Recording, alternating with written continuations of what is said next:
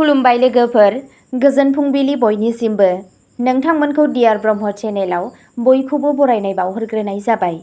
आं दिनै आरोबाव नोंथांमोननि सिगाङाव माखासे गोदान सानसेनि खौरां लानानै फैबावलायबाय। आसा खालामो नोंथांमोनहा खौरांखौ खोनासंनानै मोजां मोनगोन आरो बेजों लोगोसेनो नोंथांमोनहा सानफ्रोमबो फुंबिलि समाव बेबादिनो गोदान खौरांनि आपडेट मोननो थाखाय चेनेलखौ साबस्क्राइब खालामनानै लादो आरो खौरांखौ खोनासंनानै मोजां मोनोब्ला अन्नानै लाइक, शेयार आरो कमेन्टबो खालामनानै होलांब्लानो जाबाय। दिनैनि गिबि खौराङावनो दङ बासबारिनि आदानि ग्रुपआव हा सोलायनायनि सायाव बिटिआरआ गोजौ थाखोनि सावरायमेल खुंदों। परबतझरा महकुमानि बासबारियाव आदानि ग्रुपनो हा सोलायनायनि अजद होनाय जेंनाफोरखौ सुस्रांनो थाखाय बिटिआर सोरखारा कक्राझाराव मैया मोनसे गोनांथार गोजौ थाखोनि जथुम खुंदों। बन्द दरजानि जथुम्माया बिटिसि सेक्रेटारियेटआव जादोंमोन आरो आबहावायारि गोहोम, हानि बिगोमा आरो ओनसोलारि सुबुंफोरनि समाजारि, रांखान्थियारि इयुन बायदि गाहाय आयदाफोरनि सायाव नोजोर होदोंमोन। बेखौ बिटिआरनि गाहाय मावफुं सोद्रोमा सिएम प्रमद बर'नि मासि सामलायनाय जादोंमोन आरो बेवहाय एमएलए लरेन्स इस्लारि, मावफुं सोद्रोमा रनजित बसुमतारी आरो विल्सन हासदा, एबसुनि आफादगिरि दिपेन बर', आदानि हान्जानि थान्दै कुणाल हाजरिका, एपिडिसिएलनि मावख'गिरिफोर आरो गोजौ थाखोनि जिल्लानि मावख'गिरिफोरा बाहागो लादोंमोन। थांखि लानाय मोब्लिब गोहो मावथांखिनि बेरेखायै रायजो राजानि हेंथा दिन्थिफुंनाय आरो हा राननायनि सायाव गोनो गोथोआ गाहाय आयदाफोरमोन। सिएम बर'आ रोखा खालामदोंमोन दि बे मावथांखियाव खालि सोरखारि हाल' दं, जेबो गामि, सोरखारि नङि एबा आबादारि हाखौ बाहायनाय जानाय नङा। बिथाङा थिखानाय हाखौ 3600 बिघानिफ्राय 3400 बिघासिम बाङाइ खालामनो फोसावदोंमोन। बुंदोंमोन दि बेयो रायजो राजानि मोजांनि थाखाय खालामनाय जादों। बर'आ ओनसोलनि दारिमिनफोरनि गोनांथिनि सायाव गोसो होनानै बुंदोंमोन दि बे मावथांखिया ओनसोलारि सुबुंफोरनि थाखाय 8,000 निफ्राय 10,000 साख्रि दिहुननो हायो। एबसुनि आफादगिरि दिपेन बर'आ जौगानायखौ मदद होदोंमोन, नाथाय ओनसोलारि हारिनि जेबो खहा खालामनाङा होनना गोसो होदोंमोन। बिथाङा बुंदोंमोन दि बे जथुमाव गुबुंले जानाय आरो थागिबि सुबुंफोरनि जिउ राहा बायदि जेंनाफोरखौ गोथौवै सावरायनाय जादोंमोन। जेरै दान्थे-बिदान्थे सोलिबाय थायो, बिटिआर सोरखारा मोनसे बांसिन रोखा आरो बयखौबो लाफादेरनाय नोजोरनि बाथ्रा होदोंमोन। फारसेथिं जायगायारि आरो आबहावायारि हान्जाफोरा आबुं, रोखा आरो बिबान होनो दाबि खालामबाय थादोंमोन। नैथि खौराङाव दङ गुवाहाटीआव आइसिसि आइजो मुलुग काप 2025 नि मोनब्रै मेचखौ खुंगोन, सेमिफाइनालबो जानो हागौ। गुवाहाटीआ अक्ट'बराव बरसापारानि एसए स्टेडियामाव आइसिसि आइजो क्रिकेट मुलुग काप 2025 नि मोनब्रै लीग मेचफोरखौ खुंनो थियारि जादों। गेजेर हायुंआरि क्रिकेट गौथुम आइसिसिआ समबार 16 जुनआव आबुं सम फारिखौ रोखा खालामो, जेराव भारत आरो श्रीलंकानि गासैबो बानजायग्रा थावनिफोरखौ लाफानाय जायो। गुवाहाटीआव गिबि मेचआ 7 अक्ट'बराव खुंजागोन, जेब्ला इंलेन्डआ बांलादेशनि हेंथायै बेलासिनि 3 रिंगायाव गेलेगोन।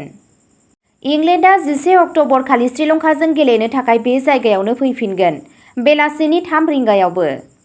जायगायारि अनसायगिरिफोरनि थाखाय बयनिख्रुइबो नेजानाय मेचफोरनि गेजेराव मोनसेआ 23 अक्ट'बर खालि बेलासिनि 3 रिंगायाव निउजिलेन्डनि हेंथायै भारतनि मोगा-मोगि जागोन। गुवाहाटीनि जोबथा ग्रुप मेचआ 26 अक्ट'बराव जागोन, जेराव इंलेन्डआ 11 रिंगायाव निउजिलेन्डजों मोगा-मोगि जागोन। बेजों लोगोसे गुवाहाटीआ पाकिस्ताननि रोंग'थिनि सायाव सोनारना 29 अक्ट'बराव गिबि सेमिफाइनेलखौ खुंनो दाबियाव दं। जुदि पाकिस्तानआ नकआउट थाखोआव सौहैया, अब्ला सेमिफाइनालआ दासिमबो गुवाहाटीआव खुंजानो हागौ, जाय भारतनि थाखाय क्वालिफाइ जायोब्ला बैयाव गुबुन मोनसे मेच गेलेनायनि खाबु बेखेवगोन। बादायलायनाया 30 सेप्तेम्बराव जागायगोन, जेराव भारतआ बेंगलुरुआव श्रीलंकाजों मोगा-मोगि जागोन। बे रोखोमाव 8 हानजाफोर दं: भारत, अस्ट्रेलिया, इंलेन्ड, खोला आफ्रिका, निउजिलेन्ड, श्रीलंका, बांलादेश आरो पाकिस्तान। थामथि खौराङाव दङ गुवाहाटीनि नेहरू पार्कआव नंखाय सना इटाजों लोगोसे सासे सुबुं हमजादों। गुवाहाटीनि नेहरू पार्कआव सिग्रोमनायनि समाव 1.820 किल'ग्राम लिरथायनि नंखाय सना लाखिनायनि दायाव पानबाजार पुलिसआ सासे 22 बोसोर बैसोनि सुबुंखौ खादोंमोन। हमजानाय सुबुंखौ लखिमपुर जिल्लानि बिहपुरियानि थागिरि मजिबुर रेहमान होनना सिनायथि होदों। गुवाहाटी पुलिसनि बायदिब्ला टि संगालि सुलुंनि बिथायाव हमनाय जादोंमोन।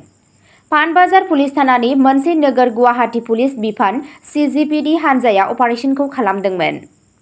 नंखाय सनानि इटाखौ आयेन बेरेखा राङारि मुलाम्फानि थाखाय फाननो थाखाय खालामनाय जादोंमोन। पुलिसआ रोखा खालामो दि दायनिगिरिनि बेरेखायै आयेनारि हाबाफारिया जागायखाबाय। ब्रैथि खौराङाव दङ मंगलदैनि सनालिपम स्टेडियामनि मुंखौ सोलायनानै दरंनि गिबि राजाखौ मान होनाय जाबाय। आसामनि मंगलदैनि सनालिपम स्टेडियामनि मुंखौ सोलायनानै दरंनि गिबि राजानि सन्मानाव राजा धर्मनारायण स्टेडियाम दोननाय जाबाय। चिफ मिनिस्टार हिमन्त बिश्व शर्माया समबाराव गावनि मावख'आरि एक्स हेन्डेलआव फोसावनायखौ फोसावदोंमोन। बे मुंदांखा खुंगिरिखौ मान बावनानै आसाम सोरखारा मोनसे गोनांथार हाबाफारि लादों, शर्माया लिरदोंमोन। बे मुं सोलायनायनि थांखिया राजा धर्मनारायणनि उनमोनथाइखौ मान होनाय, जाय न्याय, धोरोम, रायजो-राजानि अनसाय आरो हारिमुआव बिथांनि खामानिनि थाखाय मिथिजायो। बिथांखौ सासे अनसुला आरो मोजां खुंगिरि महरै गोसोखांनाय जायो, जाय समाजारि गोरोबलायनायखौ बांहोदोंमोन। मंगलदैयाव गेलेमु आरो हारियारि हाबाफारिफोरनि थाखाय मोनसे गाहाय थावनि स्टेडियामआ दा ओनसोलनि थाखाय जारिमिनारि गोग्गानाय आरो हारिमुआरि सन्माननि नेरसोन महरै गसंगोन। बाथि खौराङाव दङ आसाम पुलिसआ शिशु मित्र हाबाफारिनि सिङाव गथ'सा मावथिखौ फोजोबनो रायजो-राजानि हेफाजाब होनो खावलायदों। सोलिबाय थानाय शिशु मित्र हाबाफारिनि बाहागो महरै आसाम पुलिसआ रायजो-राजाफोरखौ गथ'सा मावथिनि बेरेखायै दावहायाव सिगांबोनो खावलायदों। मोनसे गोख्रों रादाबाव शिशु मित्र मावख'गिरिफोरा नोगोरारिफोरखौ गोसोखांहोदोंमोन दि गथ'फोरखौ जोथोन लानांगौ, सोबख'नाय नङा।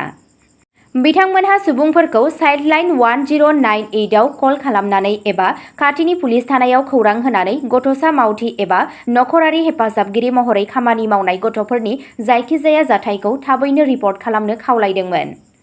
बे हाबाफारिनि थांखिया गथ'फोरखौ खहा गोनां हुदाफोरनिफ्राय रैखा खालामनाय आरो बिसोरनि जौगानायनि थाखाय मोनसे रैखाथि गोनां आरो जोथोन लाग्रा आबहावाखौ रोखा खालामनाय।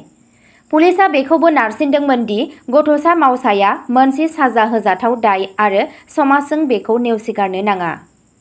बे आगानआ मोनसे रैखाथि गोनां आरो बांसिन गथ' लोगो रायजो दानायनि थाखाय आसाम पुलिसनि रादायखौ दिन्थियो। द'थि खौराङाव दङ बड'लेण्ड इउनिभार्सिटिया 22 जुनआव टेकनिकेल पस्टनि थाखाय लिरनाय आनजाद खुंगोन। बड'लेण्ड मुलुगसोलोंसालिया फोसावदों दि बियो 22 जुन 2025 खालि आइजो आरो खुदिया जौगाखां, हेन्डलुम एन्ड टेक्सटाइल, एसइडि, सावस्रि आरो नखर अनसाय, हा संरैखाथि, हाग्रा आरो गुबुन बिफानफोराव गुबुन गुबुन आरोंदायारि मासिफोरनि थाखाय लिरनाय आनजाद खुंगोन। आनजादआ क'क्राझार सोहोरनि गुबुन गुबुन मिरुफोराव खुंजागोन। मावख'आरि फोसावथायनि बायदिब्ला बिनायसाफोरा 17 जुन आरो 21 जुन 2025 नि गेजेराव मुलुगसोलोंसालि एबा सिएसबिनि वेबसाइटनिफ्राय गावसोरनि एडमिट कार्डफोरखौ डाउनल'ड खालामनो हागोन। अब्ला दिनैनि खौरांआ एसेनोसै, गोजोन्थों।